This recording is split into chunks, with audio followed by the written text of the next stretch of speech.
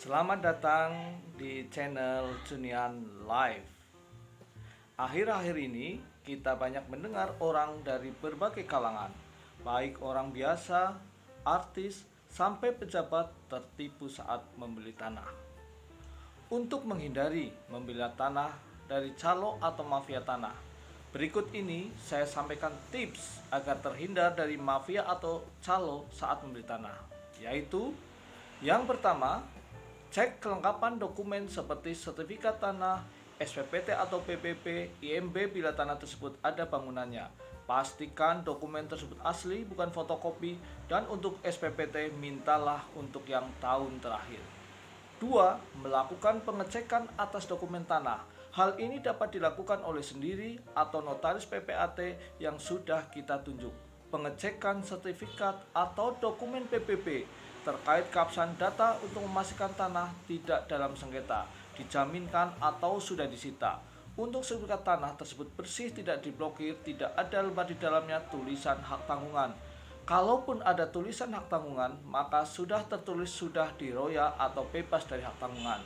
Karena kalau masih ada hak tanggungan, berarti tanah tersebut sedang dijaminkan. Biasanya untuk jaminan di bank atau koperasi simpan pinjam. Termasuk mengecek kelengkapan dokumen PPP yang ada. Apakah tanah yang sedang dalam proses transaksi tidak memiliki tunggakan pembayaran PPP. Untuk mengetahui apakah sertifikat itu sedang diblokir atau tidak, kita bisa mengecek di kantor pertanahan setempat dengan membawa sertifikat asli. Adapun sebab suatu sertifikat diblokir bisa berbagai sebab. Di antaranya sedang disita oleh pengadilan, ada sengketa antar ahli waris, atau sedang ada perkara gugatan di pengadilan. Adanya pemblokiran menyebabkan sertifikat tidak dapat diproses balik nama. 3. Kondisi tanah. Jangan terburu-buru untuk membeli tanah sebelum Anda cek langsung lokasinya. Tanyakan ke kelurahan atau desa tetangga tentang kondisi dan riwayat tanah tersebut. Dan lihat batas-batasnya, jangan sampai masih ada masalah dengan batas sebelah tanah saudara. Pengukuran tanah dengan mengajukan pengukuran di kantor pertanahan. Pastikan luas tanah di sertifikat sama dengan fakta luas tanah setelah diukur. Biasanya para tetangga di sekitar tanah tersebut mengetahui riwayat kepemilikan tanah. Apakah selama ini baik-baik saja atau ada permasalahan? Hal ini untuk menghindari adanya fakta-fakta yang disembunyikan oleh penjual yang pada akhirnya akan merugikan pihak pembeli. 4.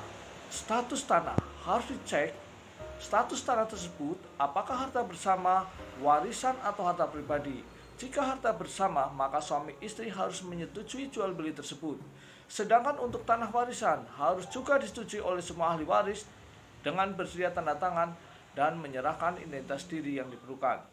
Apabila kita sudah mengetahui status tanah, pastikan dokumen di atas para pihak lengkap, ada dan mereka bersedia untuk tanda tangan di akta atau dokumen pendukung lainnya. Jika ada penjual atau ahli waris dalam sertifikat masih belum dewasa, yaitu belum berumur 21 tahun, maka harus ada penetapan dari pengadilan negeri untuk menunjuk wali yang mewakili tanda tangan penjual yang masih anak-anak. 5. Penyelesaian pajak. Penjual dan pembeli tanah masing-masing wajib menyelesaikan pembayaran pajak.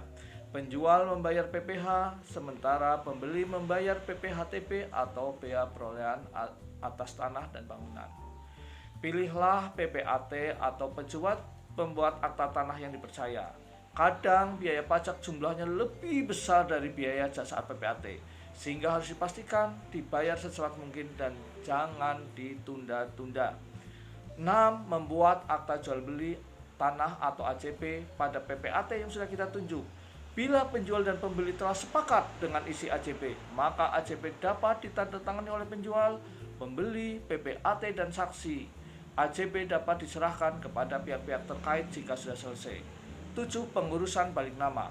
Kepemilikan tanah. Proses ini bisa dilakukan langsung oleh pihak pembeli atau meminta bantuan PPAT, yaitu dilakukan di kantor pertanahan dengan membawa dokumen pendukung, yaitu dokumen penjual dan dokumen pembeli.